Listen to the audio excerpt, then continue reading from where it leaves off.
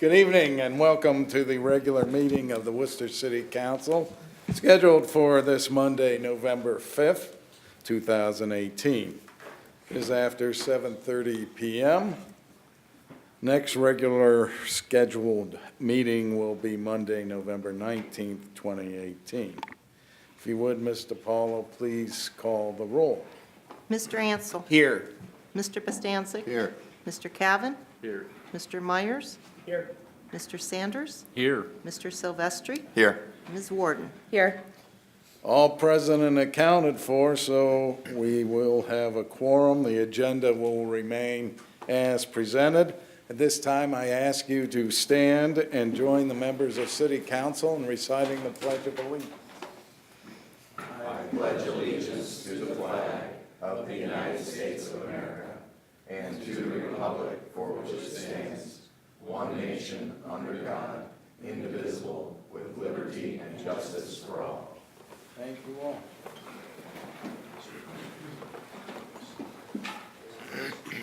Yeah. All right, turning to the minutes of October 15th, I would need approval of the minutes. So moved. Motion to approve by Mr. Silvestri. Is there a second? Second by Mr. Ansel. All in favor, please say aye. Aye. Those opposed, say nay. Minutes of October 15th, 2018 are approved. Welcome, Mayor. Welcome, Mr. Feikendijk and members of the City Council. Nice to see everyone this evening. Just a few things to report to you since the last time. You, I'm sure, have seen it in the news or heard about it, but it happened after we were together the last time about Scheffler, a group stating that they are going to be increasing their footprint in our community and adding jobs again. And, so always a great thing to have them as a partner in our community, our largest employer, and they're growing again. So great news there, and our congratulations to Scheffler. Also, our hospital won an award indirectly. The architects that we used to build the new cancer center in the outpatient building at our hospital, Hassenstaub Architects won the American Society of Interior Designers the first place in that as far as a national recognition. So I thought that was good news that probably most people didn't hear about, because it's sort of a group that unless you're part of the design society, you wouldn't know. So, and also last Thursday night, Main Street held its annual meeting, and our city was the recipient of a design award for our northeast quad, or the center green, and the pavilion there. They recognized us as promoting good things for our city, and our recognition from that group, saying congratulations and continue on. I think that was all well received by that downtown group. The last thing I want to comment on, and it's something I don't do very often, but I feel strongly enough about this that I want to say it in front of this group. In regards to Ordinance 2018-021 that's in front of you this evening, I need you to know that the administration did not initiate this legislation, but were instructed by Mr. Sanders, the chair of the Laws and Ordinance Committee, to put this together for tonight's meeting. Myself and our administrative team believe council is ill-advised to sponsor and pass a piece of legislation that will increase council's compensation when the Charter Review Commission of 2010 recommended. City Council passed and placed on the ballot, and voters of Wooster passed the charter, which contains a directive in section 2.03, compensation and bonds, the following. Commencing on or about January 1st, 2011, and every 4 years thereafter, council, in consultation with the mayor, will appoint a compensation commission consisting of 9 resident electors who will be charged with reviewing and making recommendations to the mayor and council of the amounts to be paid to the mayor and members of council. This commission will be impaneled sometime after the 1st of 2019. They will be charged with reviewing and making recommendations to the mayor and council of the compensation of elected officials, specifically city council members and the mayor. This commission is mandated by our charter and will be looking into this subject within the next 2 months. The answer to this piece of legislation is already in front of you. It is this commission that is mandated by our charter, our constitution of our city, and it will happen after the 1st of the year. So this is resident electors. Now, council has to approve. It's a recommending body, so they are going to recommend to you one thing or another, or maybe nothing. At that point, then you as council have the authority, and the only group that has that authority, to change your compensation and the mayor's compensation. And we are recommending that you let this process work. So, with that, that's all we have to say this evening. Thank you.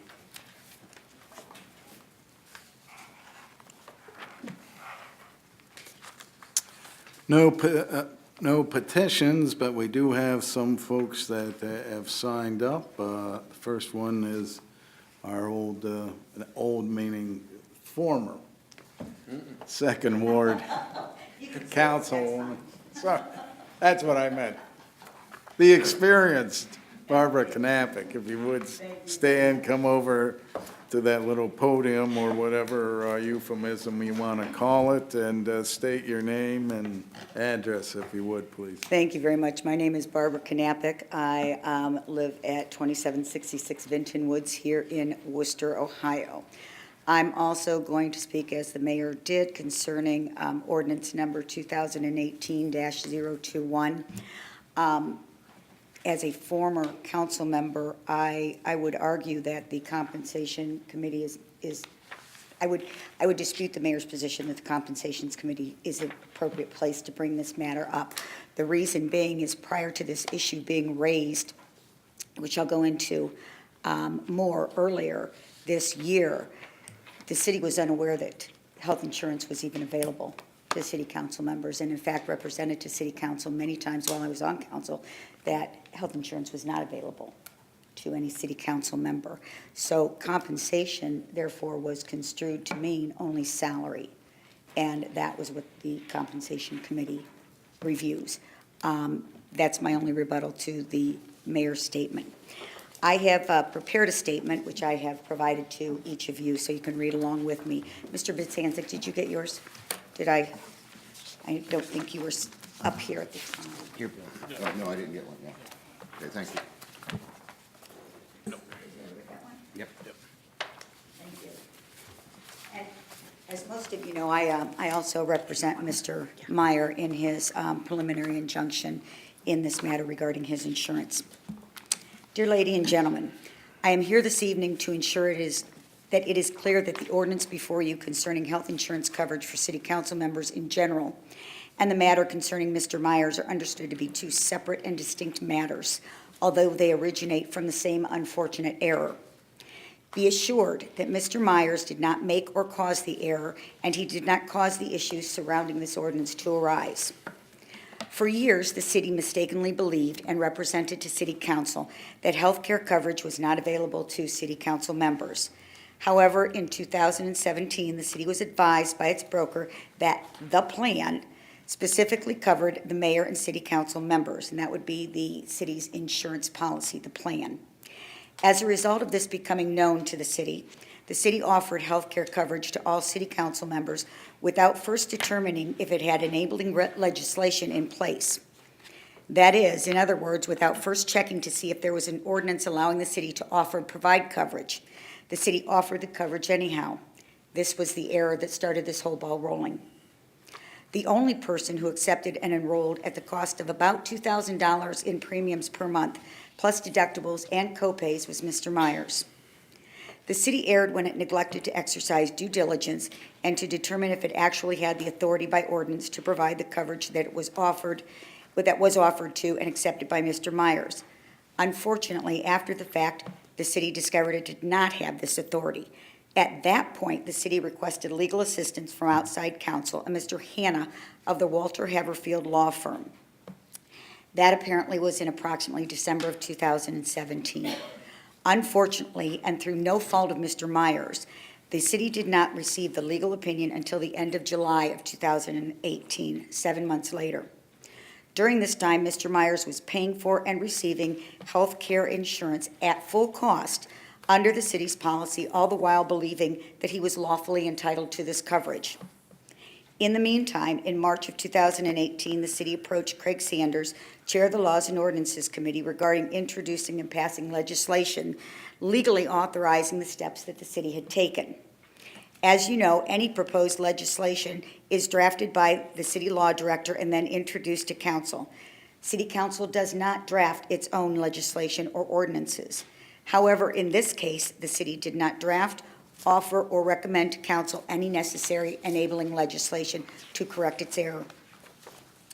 In fact, no further action was taken until the legal opinion was finally received at the end of July. At that point, Mr. Myers had been on the policy for 7 months. In that legal opinion, Mr. Hanna advised the city to either drop Mr. Myers from the policy or to pass legislation authorizing the city to take the action that it already had taken. The city decided to drop Mr. Myers and discussed this with its insurance broker, which advised that industry standard is to give an individual 30 to 60 days to find new coverage. What the city did was to offer Mr. Myers an additional 90 days, an arbitrary amount of time. The city states this was because the mayor wanted to be nice to Mr. Myers by giving him additional time. The city would say no good deed goes unpunished. However, a deed is only good if it does good. By picking the arbitrary number of 90 days, the city left Mr. Myers with just 2 months left in the policy period for which he had to find coverage. Those were 2 months in which he would have incurred new deductibles, co-pays, and for which no affordable coverage was available for his family's current doctors. So for 2 months, Mr. Myers and his family would incur huge expenses and, if unable to pay out of pocket, be precluded from treating with their current health care providers. Had the city chosen the arbitrary amount of time of 5 months as opposed to 3, and then advised Mr. Meyer that they did not have the authority to offer him coverage in 2019, as of 2019, the status would have returned to pre-2018. In fact, that was where city council members were not offered insurance because there was no authority to do so. But instead, the city dropped Mr. Myers 2 months short of that policy period. Also, the city and its carrier refused to provide Mr. Myers COBRA coverage for November and December, which Mr. Myers was more than willing to pay for. As the city claims, it does not have the authority to do so, but somehow, without authority, the city provided coverage for August, September, and October,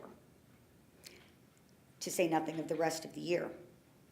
While the city argues that the mayor was trying to be nice in extending coverage, the action taken is either lawful or unlawful, but it cannot be both at the same time.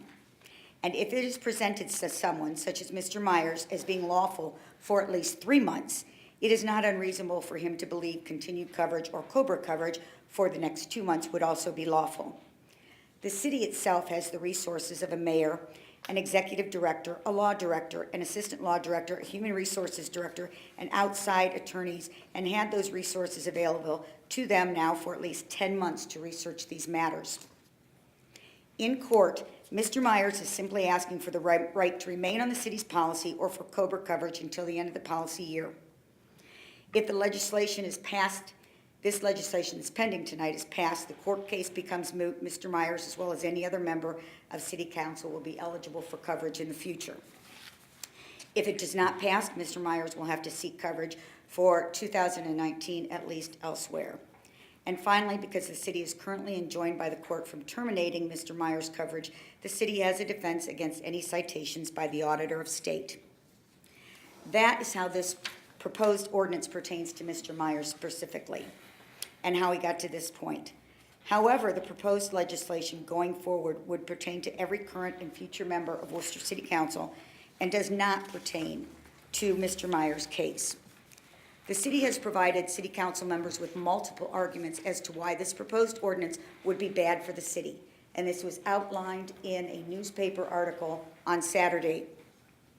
It has also made its case in the media using a worst-case scenario. That is an issue separate and apart from Mr. Meyer's matter. As to the ordinance itself, I simply ask City Council to seek direct and specific authority for the city's position. The Affordable Care Act has been in existence for several years now, and I assume this issue has had to have been addressed either by legislation, opinions, and/or policies in other jurisdictions in the United States. And as Mr. Gibbons has said, it does take time for these cases to work up through the court. However, he also indicated that there is no case law out there that prohibits the city from offering insurance. And under basic tenets of legal construction, if something is not prohibited, it is permitted. Other cities do offer health care coverage to elected officials. How do they do that? And if they don't, why don't they do that? Where are the specifics? It's important to make decisions based on facts and law and not on speculation or worst-case scenario. It is important to look at an issue from all sides, considering all alternatives. The city in the media has taken the worst-case scenario and argued that passing this ordinance would cost the city $850,000 a year. That's assuming every single eligible person takes the coverage and has the maximum claims. But in fact, it would either be $400,000 a year, again, assuming every single eligible person and maximum claims, or it would be $400,000 a year if in fact the city had to replace part-time people with full-time people. But it would not be a total of $850,000. In the insurance industry, there are ways to project liabilities based on similar fact situations and past experience. They can predict how many will elect coverage, how many people or eligible people will elect coverage, and of those, how many claims will be made for what amount. In fact, at the workshop here earlier today, there was some talk about how the city calculates what its potential losses will be, how it calculates what a stop loss should be, how it determines based on past experience who might be applying for these costs or this coverage and what the costs might be. This, in fact, is called actuarial science, and there are people who are very well educated who can give you those facts and figures as to what the potential coverage is and what the potential losses are.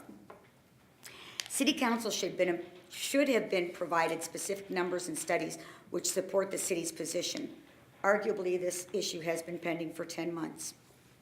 Also for your consideration, I'd like to put forth some alternative proposals or alternative ideas that in fact would not cost the city any money, but would save the city money. First, keep the plan, the policy that covers the mayor and the city council members. Convert the language if necessary, or add language specifically restricting coverage, in this case, say, to elected officials, or exclude them as employees, or pursuant to our charter, include them as employees, but make it specific. Adopt an ordinance then mirroring the plan language that authorizes the city to provide and offer this coverage. That corrects the initial error that was made. The city made a big argument about what will happen if they will have to, under due process and the Equal Protection Clause in the the Affordable Care Act, we'd have to extend this to all the part-time employees. Here's the thought: don't hire any part-time employees. The city, I understand, has in fact in the past provided health care coverage to seasonal employees. Hiring those workers through a temporary agency would constitute a cost savings to the city. Anyone who works part-time could be hired through a temporary agency here locally. The city would not have to provide health care for these people because they're not city employees.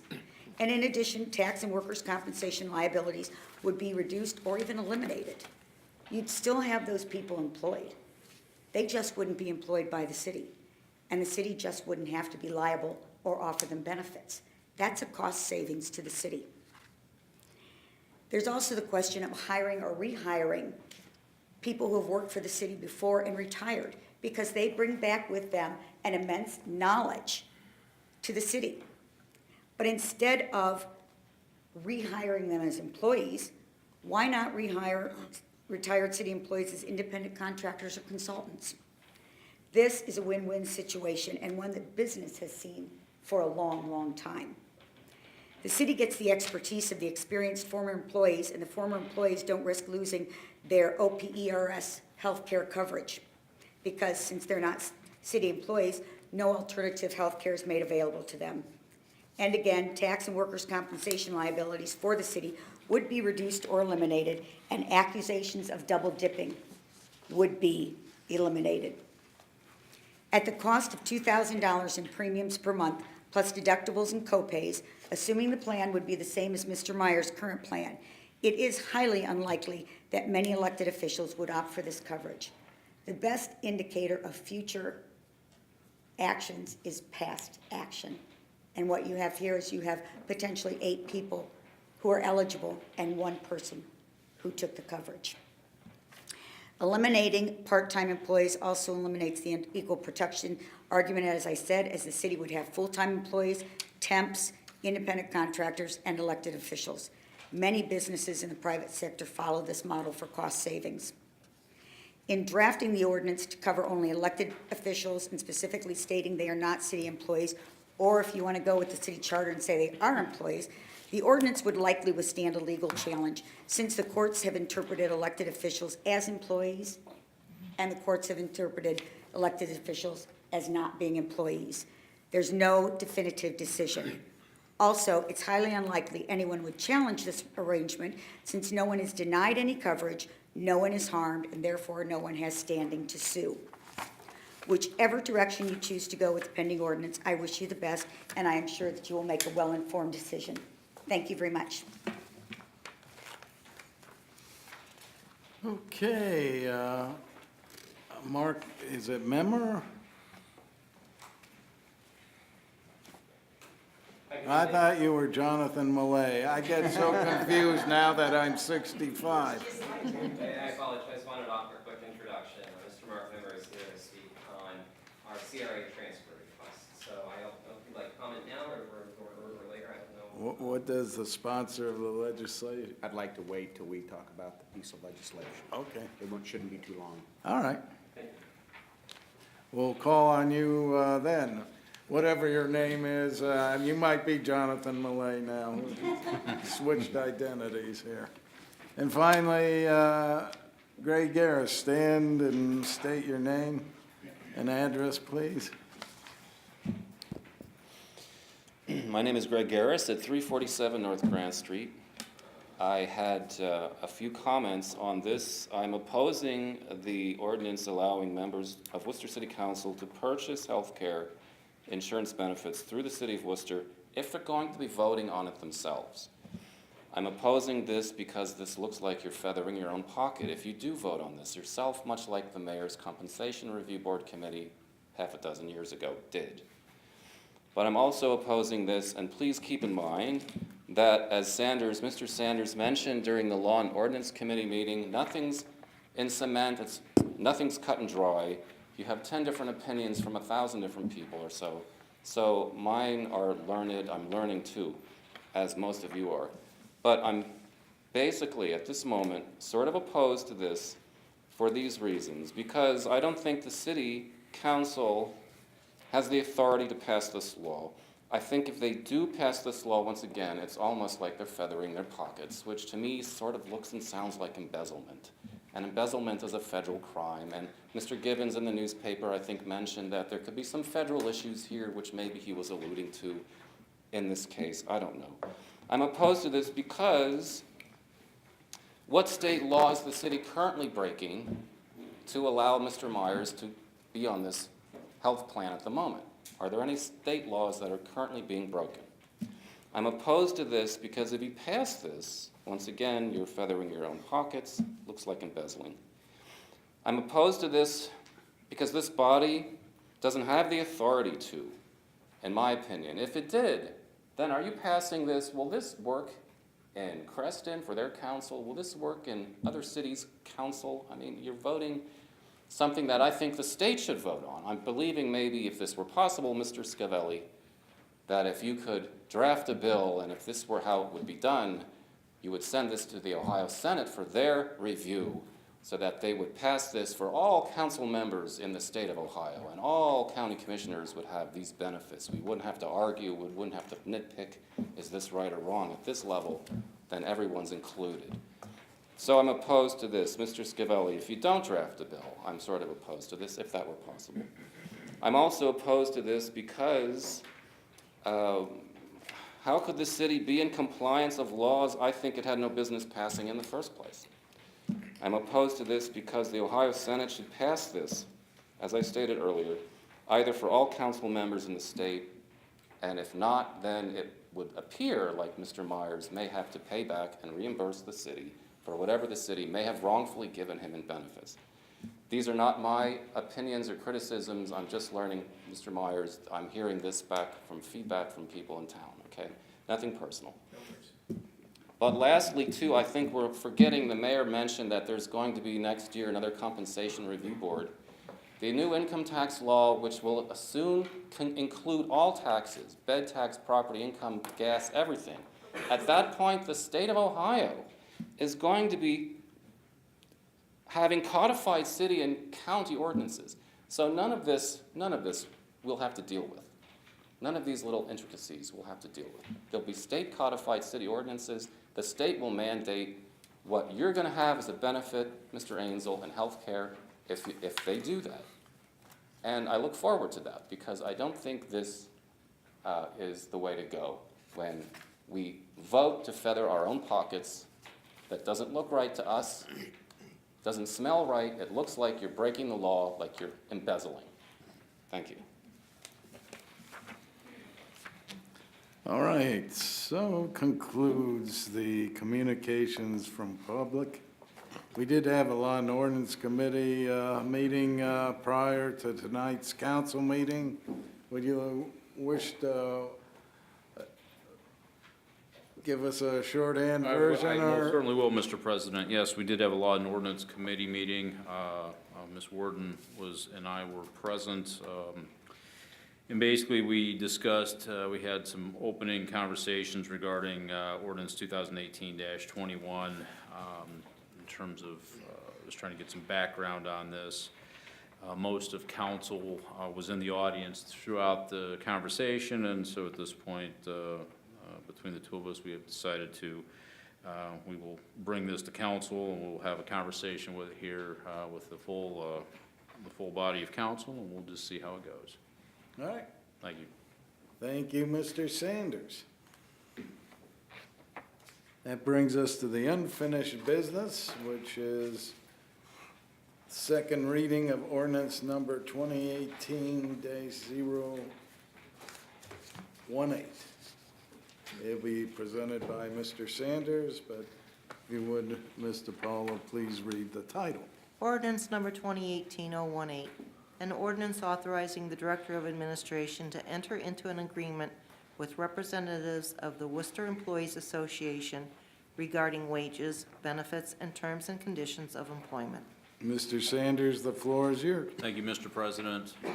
As we discussed last meeting regarding this, this is the summary of what we understand with the one-year contract extension for the WEA employees of the city. It's a tentative agreement, a one-year extension of the contract. As we saw, there's some additional wages, some hourly wage increases, so some retirement incentives, some vacation, let's say changes, some modifications to the vacation, severance pay, and then medical insurance and pharmacy benefits. I would ask at this point, is there any questions from anyone in council? Do they have any questions related to this that they wish to have answered? Because if not, I will motion to suspend the rules of council and place this on third and final reading. Well, you could still make that motion. I will make that motion. Open it up to council. I will make that motion. Motion to suspend the rules by Mr. Sanders. Is there a second? Second. Second by Mr. Ansel. Would you please call the roll on the motion to suspend the rules? Ansel? Yes. Cavan? Yes. Warden? Yes. Myers? Yes. Sanders? Yes. Silvestri? Yes. Costansett? Yes. Okay, the rules are suspended Do you have another motion? I would motion to adopt. Motion to adopt by Mr. Sanders. Is there a second? Second. Second by Mr. Silvestri. Now, Mr. Sanders has asked for comments or questions. Mr. Myers? I'm not sure what the WEA pay increases were for 2017 or 2018. But looking back to 2014, I see a 3% in 14, a 3% in 15, a 3% in 16, and we're proposing 2.5% for 19 and 20. Assuming there were just a modest 2% in 2017 and 2018, that's a 20% increase in 6 years in overall pay. I just wasn't sure if that was consistent with other municipalities based on the cost of living or how that's determined. I do, by the way, think that our WA employees deserve it. I'm just questioning the amount. And I will have to defer that question to Mr. Montgomery, since I'm sure he was actively involved in Yeah, that's, this situation. and that's one of the primary things we do when we're negotiating, is we look at other cities, like cities of our size. But we look at the state as a whole, all the served data, State Employee Relations Board. And then we whittle that down to what we consider comparable cities of our size and makeup and population, and those kinds of things. And that is exactly where our increases come from, are those comparables. So it is very, very much in line with what is generally seen, had been seen. And these ones that you see here just conform them to our other unions. Okay.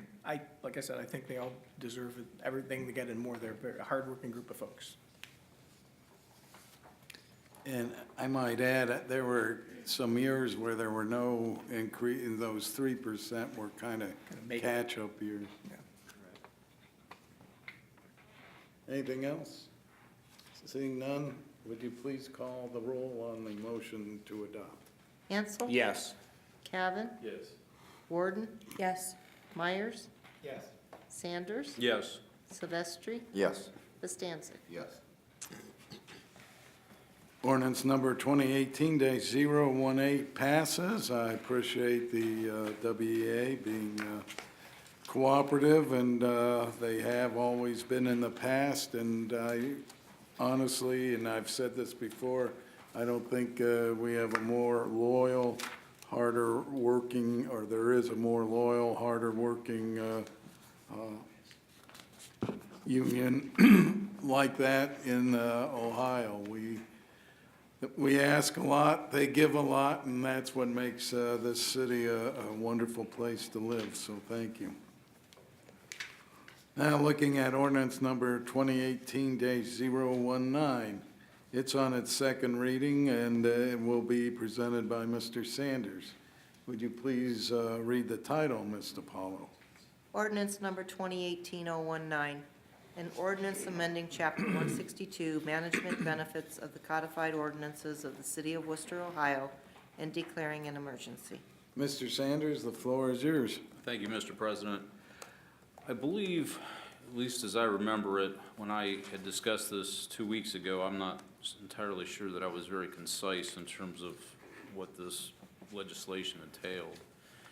And while this does coattail a little bit on what the previous legislation specifically related to management benefits, like I said, I'm not so sure that I didn't do this good, complete justice. What we're looking at here is to basically take what we had just approved for WEA and apply those to the retirement benefits for the management and for the administration. And thus the email and the information that I don't know, I know I've got a copy of it, I'm assuming everyone else did as well, regarded that was sent out regarding the question that Mr. Beitendijk had levied to the administration regarding showing us some comparables in various members of both the WEA, the administration, and then also police and fire. And with that, I guess I'm still trying to get my head around this a little bit, and so I have all intentions of leaving this on second reading this evening, but would be willing to open the floor up for discussion if anyone has any specific questions. And at this point, I will defer all questions to the administration. Mr. Myers? I noticed the difference in the $6,000 retirement. It's $2,000 a year, I understand. The ordinance states that it wants to make everybody the same, but it also offers this benefit after 18 years of service when our codified ordinances of 162-07 has an employee has completed 27 years of service. Correct. Why would we give management employees a better benefit than the other employees? Actually, what we're proposing is that management and WEA be the same, and that's after 27 years, they have that.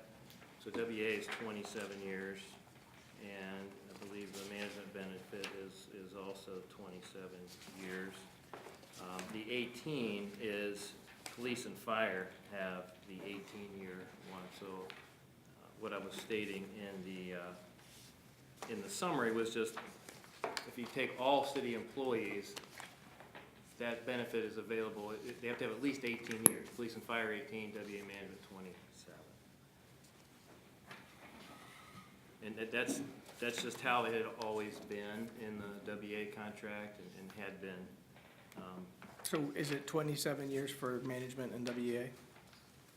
Yeah, I'm not planning, it is 27. I'm just trying to find the specific reference for you here. Well, I trust you, that's fine, if it's 27. I noted the 18 years and I didn't understand the discrepancy between the two, that's all. If it's police and fire are 18 and everybody else is 27. At some point, yeah. That's fine. You have to be here a long time before you're. Yeah, great, I get it, yeah. And it has to do with helping their retirement, I get that, too. That's fine. The other question I had, it does state in the description, not in the ordinance, that this is, again, to modify the management benefits ordinance to conform individual benefits to those offered to all other city employees as defined. So does that mean that we're gonna offer 2.5% a year to management and administration as well? No, it's just those specific provisions that were given to you, which is eliminating that, Just got concerned with the word all, no, just those two items. my definition of all, you know. Okay, In the end, when you make those two, then all are general. if we just count those two, awesome. Thank you, that's all, only questions I had, thanks.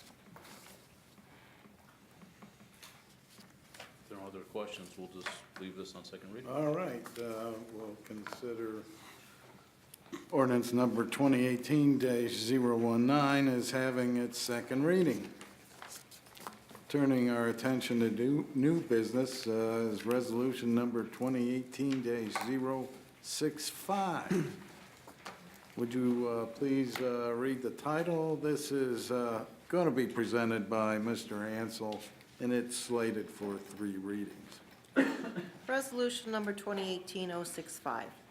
A resolution authorizing the mayor to authorize the assignment of an agreement with JAS LLC for Community Reinvestment Area tax incentives to the Memmer Homes Group LLC, a new owner, and Gilchrist Senior Wellness and Fitness Center, Inc., an employer.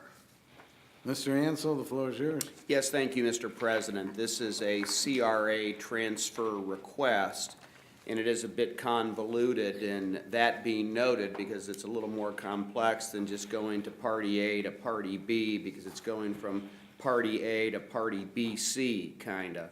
So with that being noted, we have our expert CRA transition specialist, Jonathan Millay, and his guest this evening that might be able to give some better clarification on this rather unique CRA request. But before he begins, I will highlight that they are exceeding the overall investment that they originally targeted of a $1.1 million, and they have exceeded their employment of 10 full-time employees. So the news is good news because the project is succeeding. So Jonathan, if you would. Sure, well, thank you very much for your time this evening. There's Scavelli's come back from vacation and forgot what his primary duty is. I was just about to ask. Is to direct you over there. think I'm just getting used to the new quality. In any event, we had a while back, last year, or I'm sorry, the year before last, a CRA agreement that the city made with JAS LLC, whose proprietors were John and Annette Sager.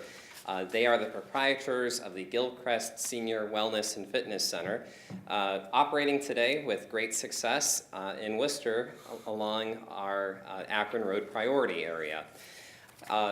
As part of making the project happen, the company sought a CRA, and as will happen when we are planning businesses, the best plan that they had in mind is presented at that time. After the CRA was approved, the company was still working through means to be able to make the project the reality that they wanted it to be. And ultimately, they ended up partnering with a Powell-based company called the Memmer Homes Group, who Mr. Mark Memmer over here can describe. At that point, the Memmer Homes Group actually took ownership of the building. But Annette and John Sager's business, the Gilchrist Senior Wellness and Fitness Center, is still there, still operating. And in order to facilitate and make the CRA work as was intended, a transfer is needed from JAS LLC, which is the original owner, to the Gilchrist Senior Wellness and Fitness Center, which is still the original owner but a different company, and also the Memmer Homes Group, who owns the real estate. So I'm happy to answer any further questions there, but it's essentially a maneuver from one owner moving it to themselves and also a partner is the best way to sum that up. Why don't you include what you included in the memo today about why this is advantageous to the city? Oh, absolutely. There is an advantage here in that anytime we have a CRA, we are partnering with a particular business. The advantage that we have is we get to now partner with two, and so that better protects the city. That's two additional companies that are able to work to make a project successful as opposed to just one, and that puts us as a city in a better position while allowing us to fulfill the original intent and promises of the CRA agreement that we made back in 2016. Thanks, Mr. Thank you. Joint ventures are always exciting, and Mr. Memmer, would you like to make a few comments in terms of this collaboration between you and the Gilchrist folks?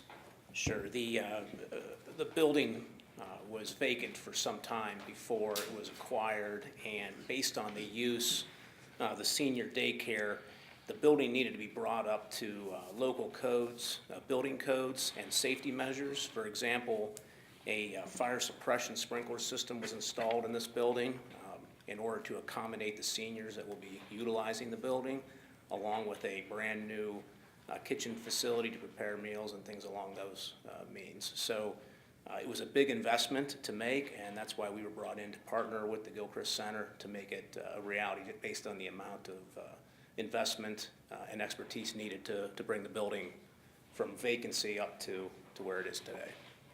Well, thank you for your investment and your vision for our community and the work and support that you gave the folks at Gilchrist. It sounds like a great joint venture, and I'm happy to support it this evening, and I'm hopeful council will also, because it's an important investment and it's a monumental undertaking. And I've seen the facility. It is a marvelous facility within our city, so thank you. Thank you very much.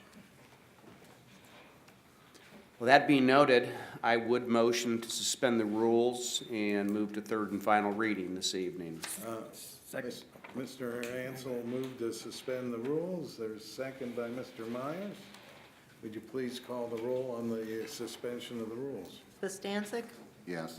Myers? Yes. Sanders? Yes. Silvestri? Yes. Warden? Yes. Ansel? Yes. Cavan? Yes. The rules are suspended. Motion to adopt, Mr. President. Motion to adopt by Mr. Ansel. Is there a second? Second.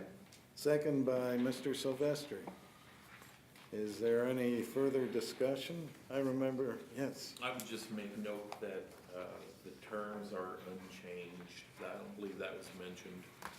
Thank you, Mr. Cavan, you're right. I remember when Gilchrist came and discussed their project here because there wasn't anything quite like this in the city, so we're very happy with the success and now the partnership with Memory Homes. Anything else? Would you please call the roll on the motion to adopt? Bostancic, Yes.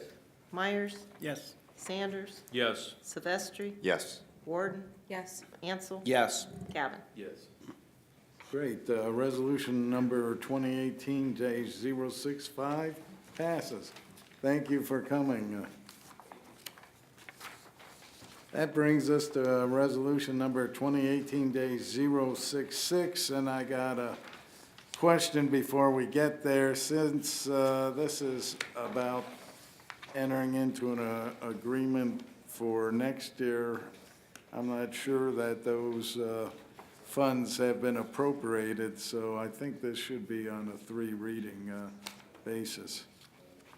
I plan on leaving it on first reading either way.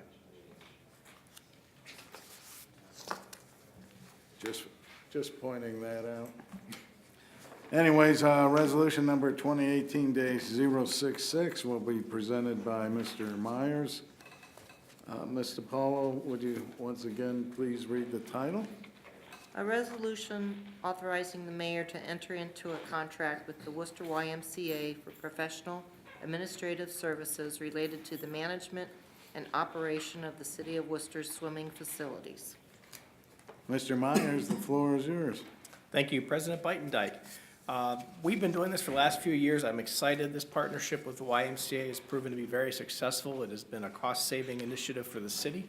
When I say successful, though, not without the very hard work of the team that's here from the city, Mr. Baddick and his group.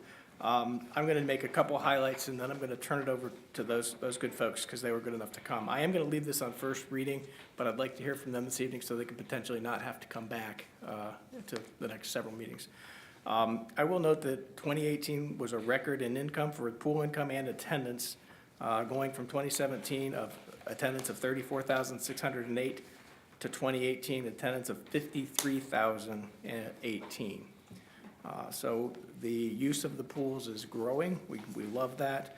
I think the hours and the ability to have the use of the auditorium at the high school as well is again enhanced both groups' participation.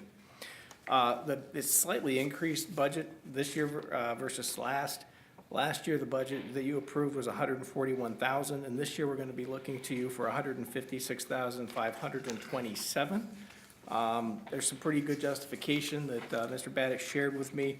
The city has actually asked for an additional lifeguard during some peak times at the Freelander and Christmas Run pools, just due to the number of head count. As you can tell, from 34,000 to 53,000, it's a lot more people's heads to watch, and we want to be safe. A second lifeguard was added for the swim team, and that was per state law, so we're going to do that. Knights Field, we've had some issues with, we're placing some junior or some senior high school students there. Some of the issues they run into from time to time, they're not really within their bandwidth. We're going to hopefully hire some more seasoned individual that can manage that pool alone, because we only have one person there. So we are looking to spend additional dollars to hire someone of that level.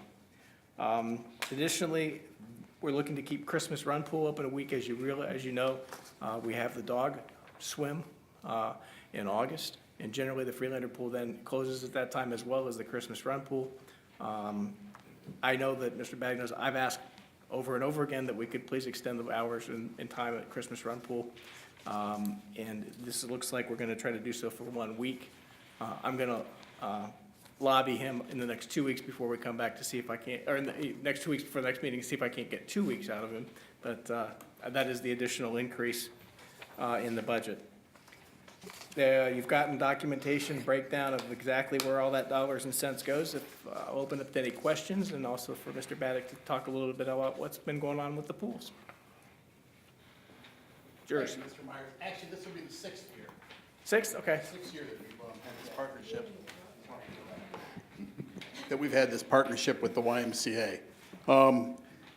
We've had a few problems at Knights Field, and Chief Fisher and his crew has helped us get through this. Typically, we hire, the YMCA hires somebody that's between the ages of 18 and 21. Gwen and I have been talking, and we feel that we need to get an actual adult, somebody in their mid-20s to work it.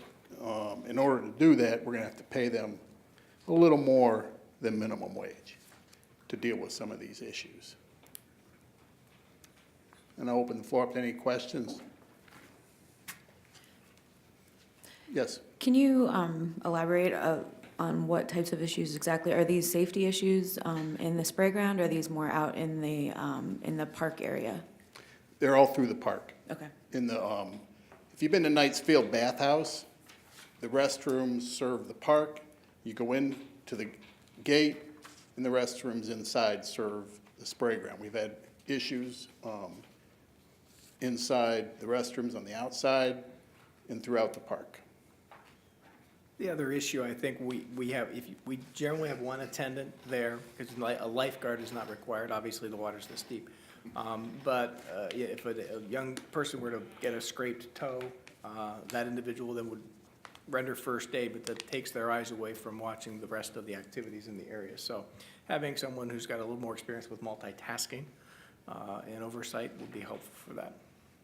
Plus, we've also been forced to develop some policies. So if we have an issue outside the gate, we've decided that we're going to lock our gates until the police arrive and we figure out what's going on, just to keep everybody safe.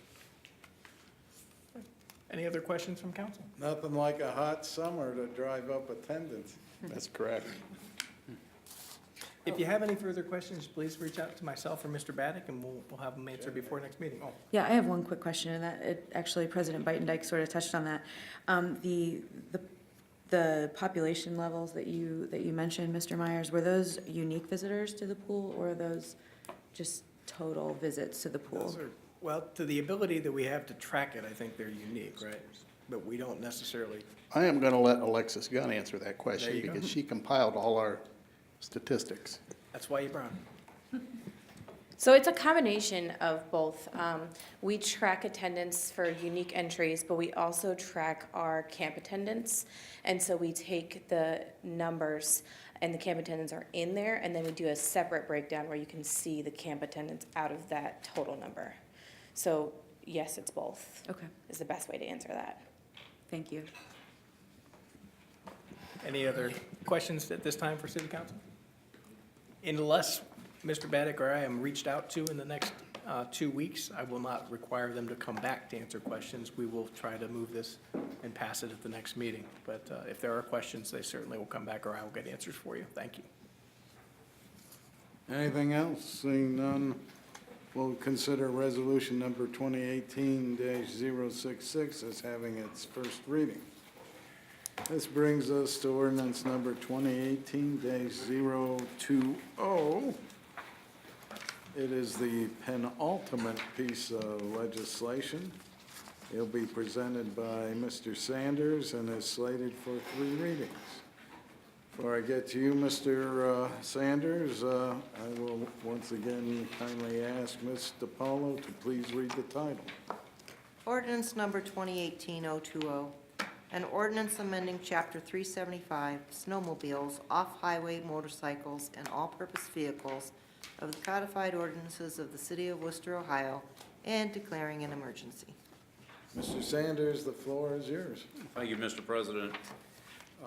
First, I want to say that this is not a piece of legislation that has been, I requested the administration to put this together. They did not do this. So if anyone wonders why in the world we're looking at this, this is my, I won't say brainchild, but again, I felt that this was a topic that we had. There had been an article in the paper. The information wasn't necessarily 100% accurate. And I thought, well, you know, let's just simply do this the way we need to do it, which is we'll put it before the body that actually has the ability to either pass this or not. We'll discuss it, and at that point, if there's any, you know, real strong feelings in either direction, we'll leave it on first reading this evening so that we can have some discussion on it. Everyone can have some time to think about it, since we only received the legislation on Monday or on Friday. And then we will definitely vote on it in 2 weeks. But basically what it allows for is it allows for low-speed vehicles, or i.e. golf carts, the ability to be operated on our paved streets whose speed limits do not exceed 35 miles an hour. It also then does allow for the operation of that to allow to proceed across an intersection of a street or highway that does in fact have a speed limit greater than 35 miles an hour. But at that point, that's the only time that they're supposed to be on it. I know there's been a lot of conversation, maybe not so much in our community, but I know if you've seen anything in the paper, I know Millersburg has had a lot of conversation about this. And generally, I know in the more rural areas, the Ohio Revised Code does allow, in most cases, they have to have some type of special sticker. It allows them the ability to travel again on a lot of the secondary roads. I candidly have no strong feelings in either direction of this, but I just felt that at this point, because it had come out and there had been candidly, we had a couple people ask about it, I thought at that point it did deserve at least a conversation. And with that, I will open the floor for conversation. Bostanzi. Thank you.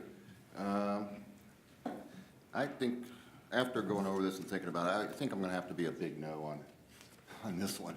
I just don't see a crying need for that, and I think the only thing that I see right now are problems. Especially on some of the more traveled roads, like say Beaver, Bell, Cleveland Road. I could see a lot of people getting behind a golf cart chugging up the road about 8 miles an hour and not being very happy about it. And not only that, I think a lot of people will be getting impatient with these types of vehicles. They try to pass them in a dangerous way. And to have an open vehicle like that with moving automobiles is, I think, also going to be a very create a very big safety problem if somebody gets hit in them. And I just don't, our snowmobile, I mean, we really don't have that much snow around here anymore for a snowmobile to be on a street. Last time I saw that was 1977 in Bowling Green. We had the blizzard. And that's the only time I've ever seen snowmobile on a city street. I just don't see the crying need for it. I think it's just going to create more problems. So I just don't see an upside to it. And I think it's just downsides. Thank you. Mr. Cabot? Yeah, I mean, it sounds fun. You know, you're gonna take a golf cart and tool around downtown until you run into a four-wheel drive truck. You know, it's not for me. I would never do it. You know, some people might like to, but I'm with Bill. I think it's just opens it up to a lot of safety issues and problems. And I hate to put Matt on the spot, but I was kind of wondering what he kind of maybe thought of that, because he would be the one that would have to administer discipline. I will tell you, I haven't done a lot of research on it, but I tend to concur with your and Mr. Bostancic's thoughts. I don't see the upside to it. I think you put these vehicles on city streets and it's likely to cause problems in a lot of different ways. Right. Yeah, if, something like that, again, you know, you don't want to tangle with a four-wheel drive truck when you're in a golf cart. And to Bill's point as well, a few people may want to enjoy that liberty, but overall, I could see some serious safety issues coming up with that as well. Mr. Sylvester? Yeah, I just have a couple of questions. Currently, if some vehicle is going to be slow-moving on the city street, it has to have a slow-moving vehicle triangle sign, right? So farm implement, Amish buggy, golf cart, right now, a golf cart would require that, correct? And I can't tell you that off the top of my head, so Mr. Sylvester, without looking at the law, but I know that things like farm implements and those types of it are listed separately in the Ohio Revised Code as slow-moving vehicles and as such have to have the triangle placards and those kinds of things. Okay. I don't know that golf carts are listed specifically in that. I don't believe they are. Mr. Silvestri, you have to license your golf cart. You get a Ohio license plate, and you don't have to have the triangle sign, but you have a license plate that you pay for annually. Yeah, but you have to have the provision, unless you're in a rural area, for road travel with that vehicle. Let me ask this too, this thought crossed my mind, and I'll just throw it out here while we're having candid discussion. I had thought about this earlier, and I didn't get to check with the city administration, but our new city standard is bike path on one side, sidewalk on the other. I know I get irritated, frustrated when I see runners opt to use the roadway instead of the sidewalk that we decided to give them. Or, I guess what I'm asking is there another solution here where we could utilize the bike path for this kind of a purpose? I mean, I'm seeing stop signs, I'm seeing the same types of markings on our high-tech bike paths. I know we call them bike paths, but, I mean, is someone allowed to walk on them like a sidewalk? I've been told, yeah. So is someone allowed to ride on them on a golf cart? To me, I would feel safer having golf carts on a bike path than I would golf carts on a city street. Speaking as a biker, I wouldn't. I'd rather have them on the road. was gonna say, I don't want them on my bike As someone that path. rides a Don't road. put them on my bike path. Rides a road bike on the road Yeah. and in the county, I don't wanna deal with a golf cart on a bike path. And I'm sure you'd be more than happy to have an inspection regulation set up and people devoted to inspection. I would rather not, Mr. Biden. I was gonna say, I'll take, but your silence initially, I'll take that as a no. Yeah. And Mr. Silvestri, if I may add, the Ohio Revised Code specifically allows us to take this type of measure if we choose to. So it does currently, unless you specifically have legislation that allows for a golf cart on the street, they're not allowed on the street. But that's a particular provision within the Ohio Revised Code. So we would just be following that and allowing it under the parameters laid out in the Ohio Revised Code. Would be all that we would be doing. But that would be a choice that we would make, and that's what we would decide from a policy decision.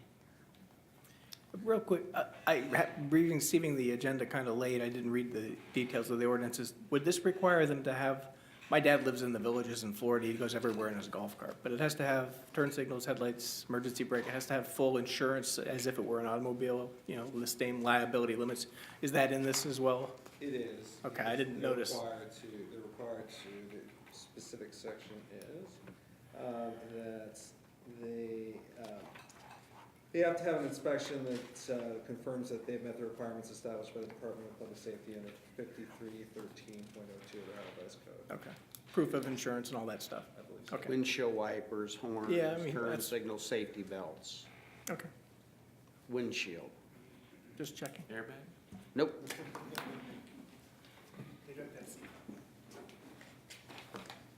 Anything else?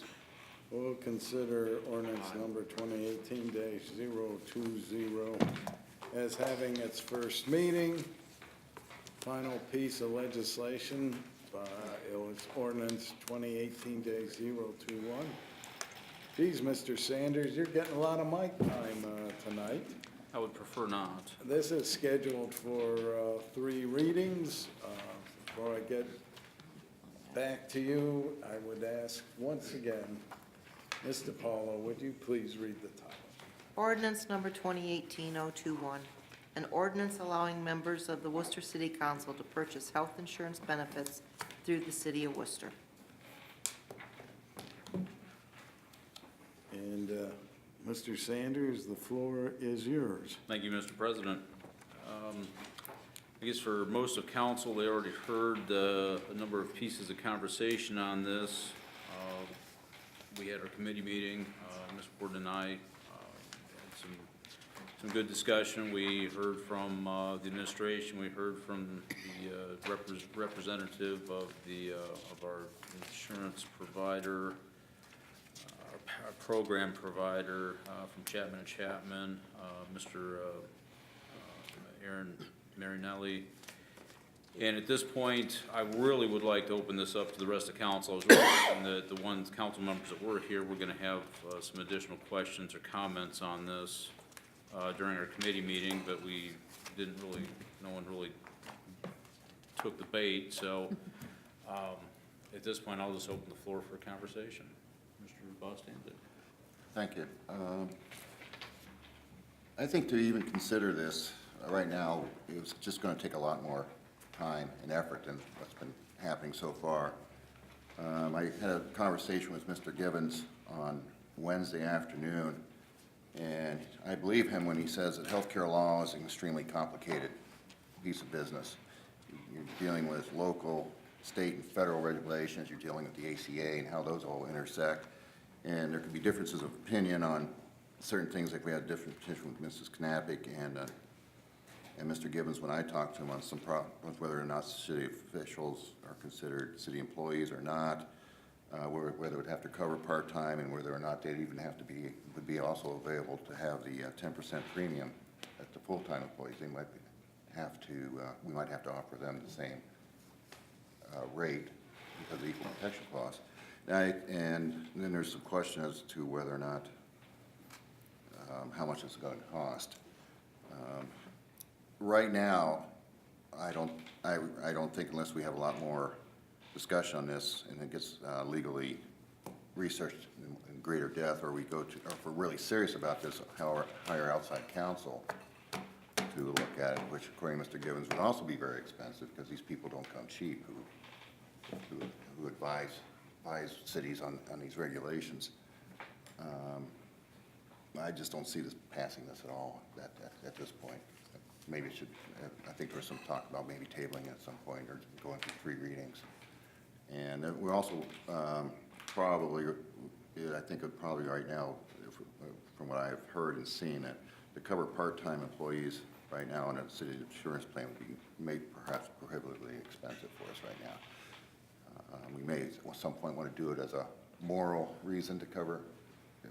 We think these people would like, I know they would like to have health insurance, everybody does, but whether or not we should do that as a moral thing would be a question for another day. But right now, I think it's something that really needs to be put off for a while. And if we get serious, then do the deep dive into it. And then, of course, there's also the question of the compensation committee as well. It's going to be formed next year. So my opinion would be just to let this go until next year. Anyone else on council have any? Mr. Ansel? Yeah, I'd just like to make a comment. And it was been an interesting process, certainly, and we began to see some of the cost structures associated with our healthcare program.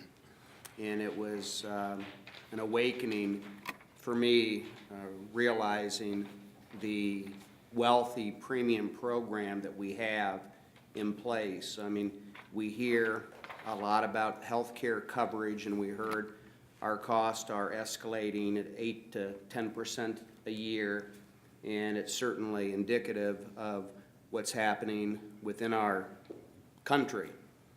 But we hear about the Cadillac programs and the ACAs and the expense associated with those type of programs. But in the city of Wooster, I mean, we have a very premium, I'd call it the Mercedes program.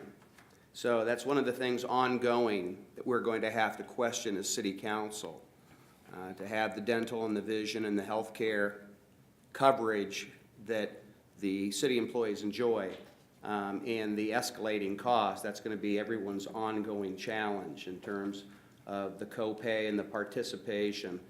Companies offset those escalating health care costs by higher copays for the employees and for the staff, and that's becoming reality today. So I'll take this opportunity to get on my soapbox and say that's something that we need to begin to challenge and aggressively control those escalating costs, because it is a premium benefit derived from the staff and employees of the city of Wooster that really is far more competitive than anyone us up here on City Council enjoy within their prospective healthcare programs. And comparatively speaking, would like to see that in future budgetary workshops, how other cities compare with their healthcare premiums and reimbursements in the city's portion, the taxpayers' portion of that expense to maintain those premium programs as a city employee. So I tend to reiterate Councilman Bostancic's feedback, but ongoing, it's going to be a focal point for myself and the Finance Committee on City Council, identifying those costs and the taxpayers' expense associated with those health care benefits. And it's ongoing. It's not only Wooster, it's our state, and you know, it's our country as a whole, but we certainly see a program here that's very rich. Mr. Silvestri. Yes, I want to add to that. I want to thank our city administration. I know Joel does a lot of work to make sure that we offer competitive wages to city employees, and I remember challenging him on salary, if you will, pay for city employees, and there were comparatives on every employee that he had researched and looked at other cities our size. I'm sure they do the same types of analyses with our healthcare plan, especially going into WEA negotiations. I would think that's part of it. But that being said, after reviewing all the information over the weekend, and I appreciate everything that was put forward, I feel like we need to make sure that we're not trying to do this in a corner. I mean, there's other cities that we know, as we've been told tonight, classify elected officials as, say, part-time employees in one respect or not part-time employees in another respect. How many cities our size classify city council members as a separate designation of elected official? If we can take a look at that, to me, that's a pretty clear line of demarcation against a part-time employee. None of us punch a clock. I know when I first started on council, I left my cell phone on all night in case someone had a question.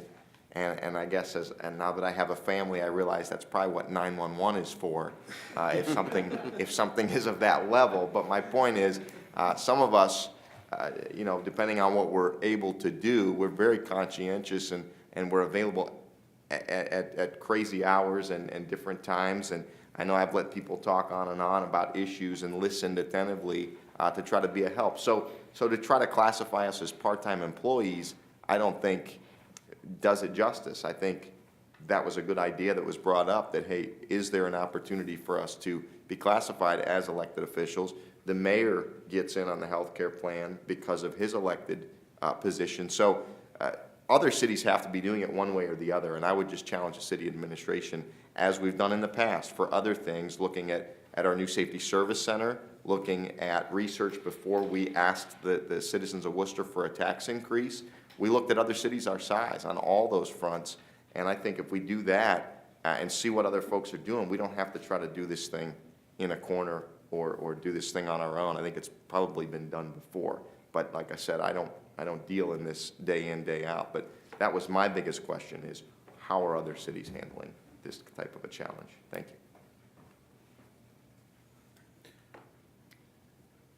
I would like to say, I want to thank the administration for this. I mean, as the mayor had mentioned previously, this legislation was not driven from this legislation was not driven from the administration.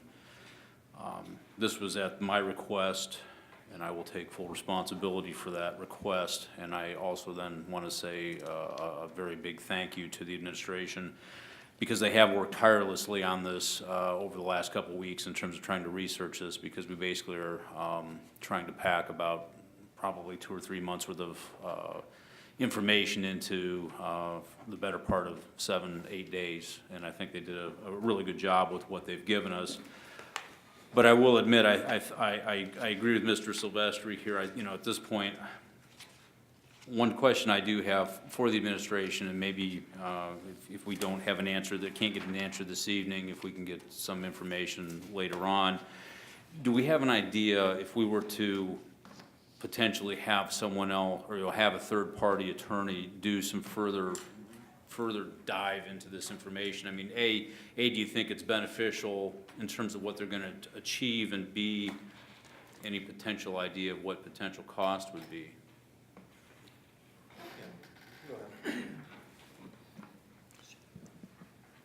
Well, getting back to Councilman Silvestri's point, I think the starting point and the less expensive method might be to survey different cities of our size and see what information is out there. Now, we haven't had the time to do that. However, Mr. Marinelli, I believe, has, how many government agencies is your company currently handling?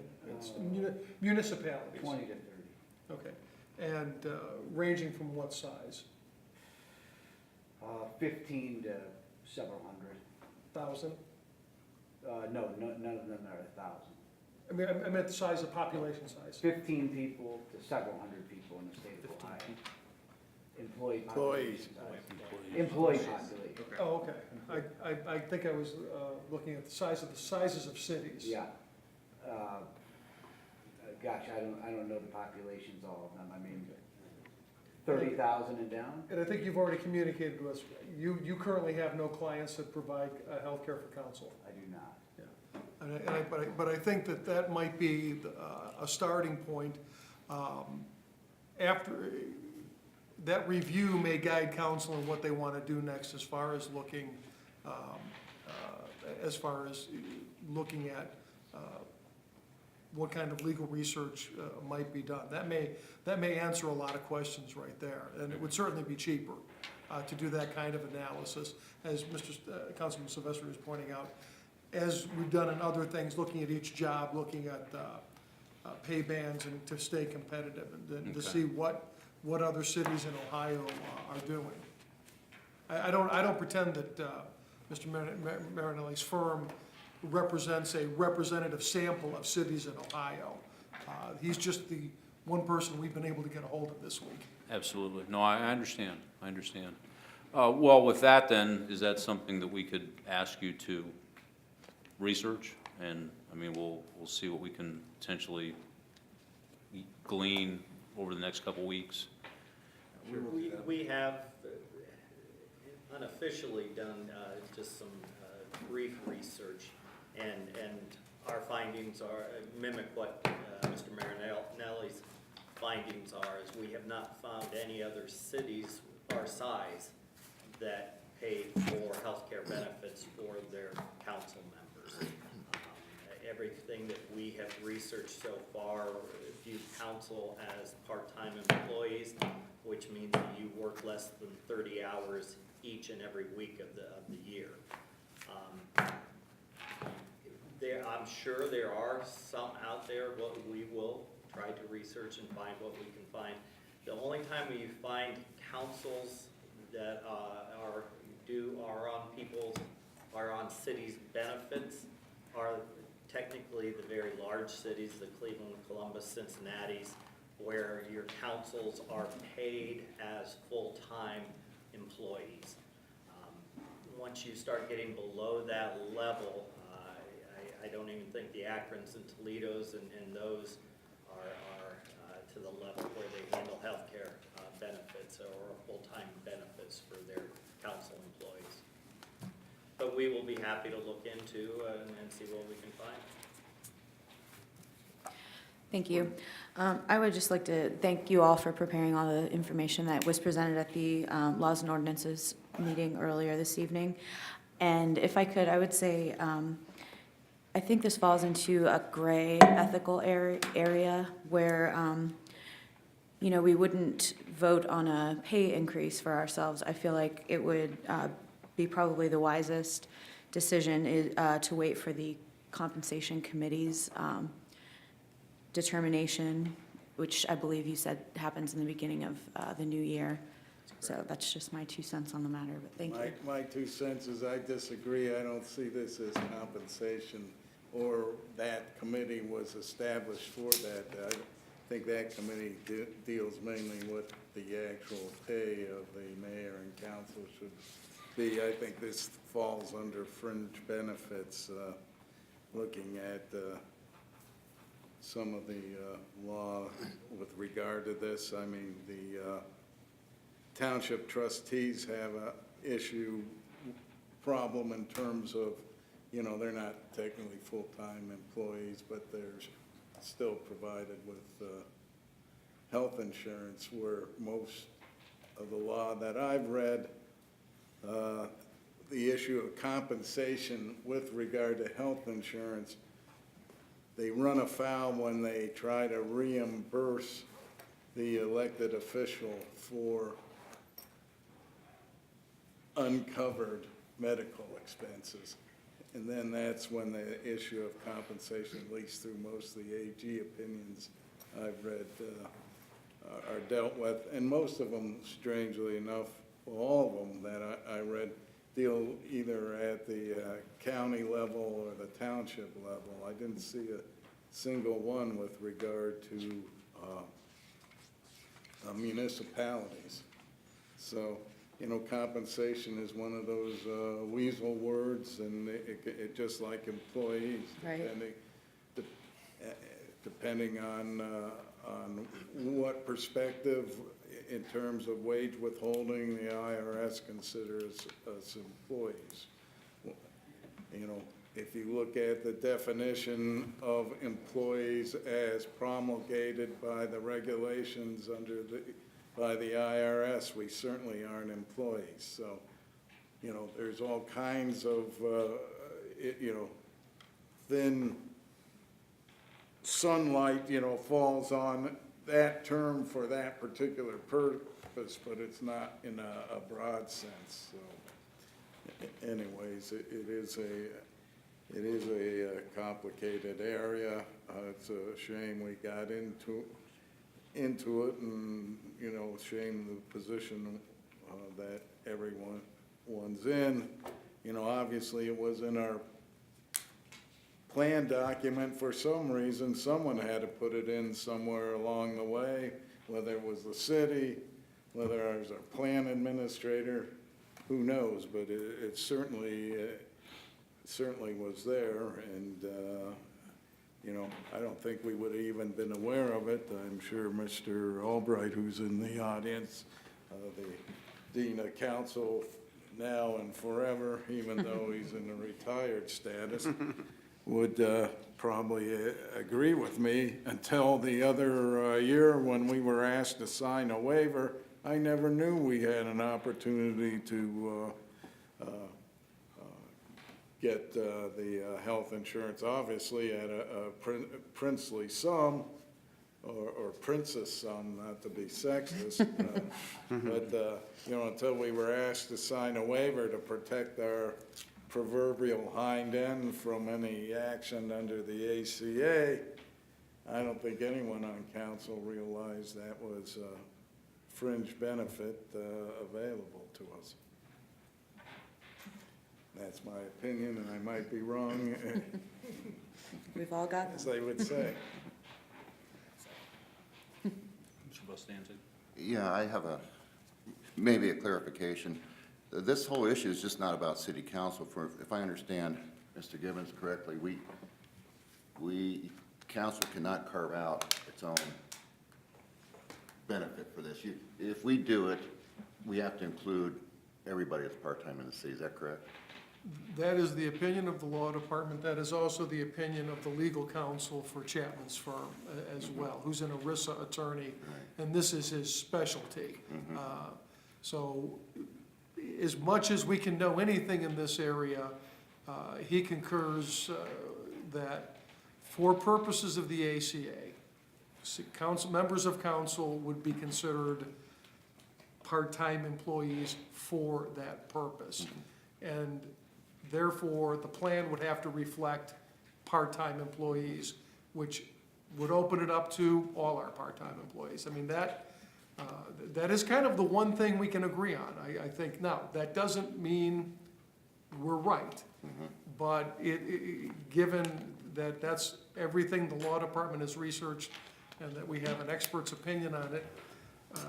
You know, sometimes you just make you have to kind of go with the best information you have available at the time. So, And that- so the whole question is not, it comes down to whether you want to offer insurance for all part-time employees. It's not a city council thing. I'm aware of nothing that would allow a special carve-out, and I believe that was Attorney Zimon's opinion as well. Yeah, I don't think that would have been right. Is there anything, you know, is there anything statutory? Are there regulations or, you know, what the basis for that opinion is? I mean, I haven't seen any. Again, a lot of this is reasoning by analogy. I'm very comfortable that city council members would be classified as employees. Now, Well, you have to base it on something. Is there a... right, the ACA specifically refers to the IRS common law rule on employees. The IRS regulations and bulletins explicitly state elected officials are employees under the common law. ACA refers to the IRS. IRS is clear on this topic. I can only go, if the ACA says use the IRS definition. Can you give me that citation? I certainly can. All right, that's all I'm asking for. I'll be happy to provide it. I don't have it right here in front of me. Well, I didn't think you did, Mr. Gibbons. I'm just asking for it, and I got a 5-minute recitation. Happy to provide it. I'd just like to make an additional comment, and this comes from the work session of the Laws and Ordinances Committee. And Mayor Brenneman provided clarification on this. Just, we're talking a lot of semantics and interpretation, but the mayor indicated that maybe there is an exception, but most of our part-time employees don't make $24,000 a year in their compensation. The cost of this program for the average employee having to pay for that, we're talking about not this is giving as a benefit, but having the option to purchase, opt into the city's program, but pay the full expense of that, would far exceed the annual wages of a part-time employee. So I'm a common sense kind of guy. If I'm making $18,000 a year and working 25 hours a week, probably not going to pay $24,000 a year for my insurance policy and have a negative deficit for working for the city. So just, you know, we need to understand for the people in the community, this is an opt-in proposal, whereas a participant could purchase the city's program if they are an employee of the city. So just want to make clarification for that. This is an offering that's not being given. We're having the option to purchase it, as would potentially be part-time employees. So the reality of that occurring is probably pretty remote. Unless any of those anti-discrimination clauses were to kick in, which we don't know that yet. And the only other thing is if I knew I had $100,000 worth of medical expenses, I'd probably pay $24,000 to get Of course you would. those other ones covered, so just. Of course you would. Which is really protected by HIPAA, so you never know. Correct. So, yeah, so now you're talking a very speculative type of discussion. I don't even think that's a proper place to go, because that's all ultra confidential, yeah. No, but that gets to the risk, and that's Oh, it really does. ultimately what we talk about, and what we talk about with Aaron all the time is that risk, which is why currently. That's why your premiums go up every year. Can I ask who drafted our plan documents? Question for Jeanette? I can't tell you who the original draft came from. What I can tell you is that when I came to the city, there were 3 drafts of the plan document. The employees had one version, our plan administrator had one, and I had one, and none of them matched. And that was one of the first challenges that I had when I got here, was to try, we were getting a lot of complaints from employees that the document they had was So not. they were redrafted sometime, or? No, there were 3 versions that were, I don't know how that happened. All I can tell you is that the So only do we version still I have 3 versions? No, we do not. So We they have been redrafted? Well, basically, those 3 came together to make sure that what the employees had is what was actually being administered. All right, at so the they were TPA redrafted level. in the one? Yes. Okay. Did we do it? Did we redraft it? Did we, as the city, redraft those plan documents?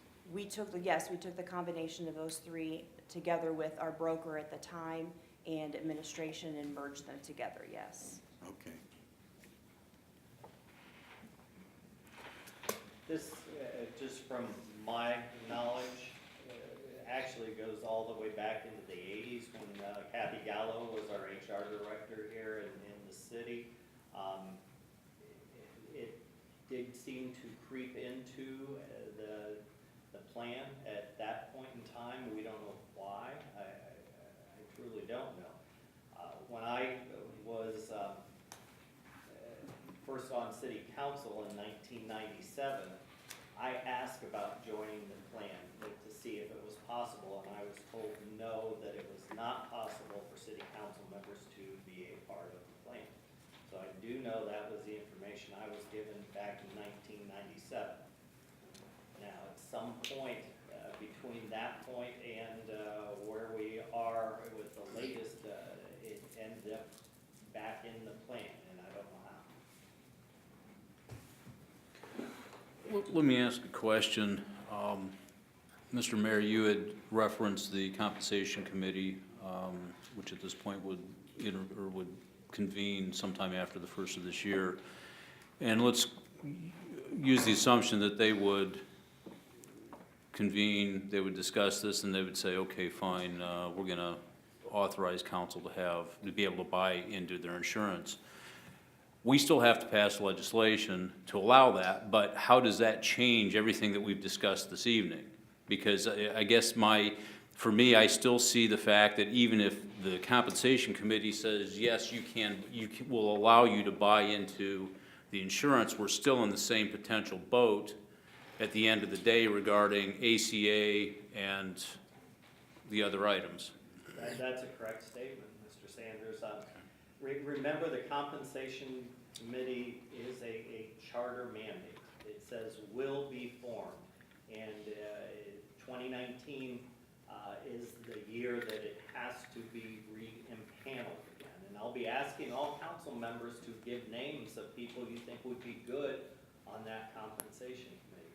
The last time we had one, Mr. Beitendijk and myself and Mr. Ansel as finance chair met many times to try to delve and divide up how many members are on that committee.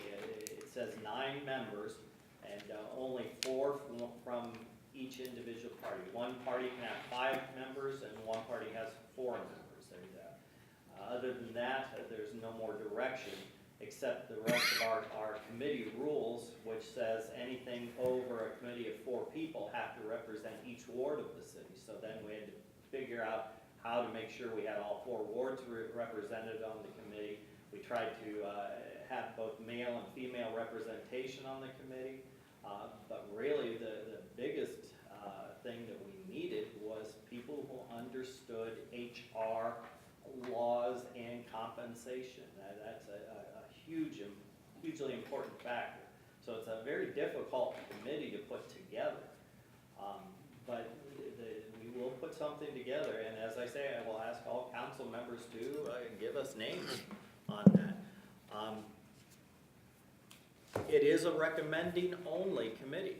They're going to give you a recommendation, but that gives the citizen input into what is recommended. You as council members are the only ones that can put your compensation up. You vote yourself compensation. That's the way it has been since our city was chartered back in the early 70s. But you do have this bit more of a protection that you are trying to get citizen input into what that compensation can be. Did I answer your question? You did, thank you. Thank you. I have nothing further. All right, we'll consider ordinance number 2018-021 as having its first reading. Moving right along to miscellaneous, we'll start with Mr. Bostancic. I have nothing more further at this point. All right, Mr. Mike Time Sanders. I have nothing further. I didn't think you would, but I thought I'd give you the opportunity. Oh, I'm sorry, I do. See? These packets that we have here, it says Ohio Light Opera Wayne Center for the Arts presentation. I'm assuming this is just for our general perusement. I'll tell you a little bit about that in a minute. You're getting Oh, ahead of okay. yourself. All right, well, thanks. Mr. Ansel. Yes, I want to welcome council to the annual joint application for bed tax. Lynn will hold the holy grail of request. We have one bed tax allocation joint from the chamber, from the Convention Bureau, and from Main Street, as we have the last 8 to 9 years. So please, I've reviewed it. I would like it back before the 19th, so she'll keep it, and you can visit her, and if you want to borrow it like a library card, you can keep it a day or so, but bring it back before the 19th, because they provide a lot of statistical summaries in terms of the impact that their organization's having within our community, and it's pretty eye-opening when you see the return on investment we get from funding those three organizations from our bed tax.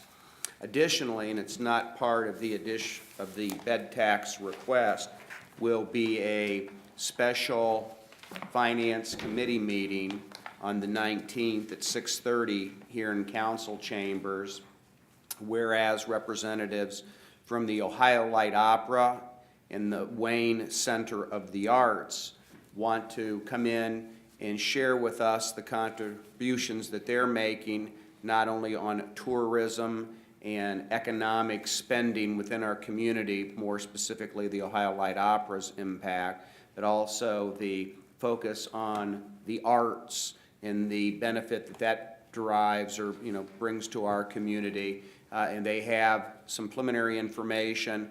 They've provided some comparatives of other cities our size and population, some a little smaller, some a little larger, and how they're allocating some of the bed tax funding to support those programs. Not the joint application, but out of the city's general fund as it relates to bed tax reallocation for the performing arts. So just a little different twist for our consideration. We're giving them their opportunity to persuade us that an investment in our arts and cultures in the city of Wooster is a very important investment. So that will be the topic of that meeting. Look forward to seeing you all there. Thank you. You know you were going to add librarian as to one of your duties. Why not? Mr. Myers. Nothing further this evening. Thank you, President Biden. Mr. Silvestri. Yes. One question that I had that had come up, when we acquire right-of-way to do a street improvement, there are times when there is compensation to the property owner. This would be a question probably for Joel more than anyone else. And there's also times when there's not, like if we're just taking a few trees, and I didn't know if, and you don't have to answer necessarily right now, but could you outline the difference between those two instances? Maybe you can email that in terms that, this goes beyond, I think, miscellaneous, Mr. Silvestri. Other than that, I have nothing. Ms. Warden. I would just like to remind everybody, I'm sure everyone in this room knows that tomorrow is Election Day. Please make sure you go out and vote. Thank you. And lastly, but not least, Mr. Cavan. Call for adjournment. Second by Mr. Ansel. All in favor, say aye. Aye. Or adjourn.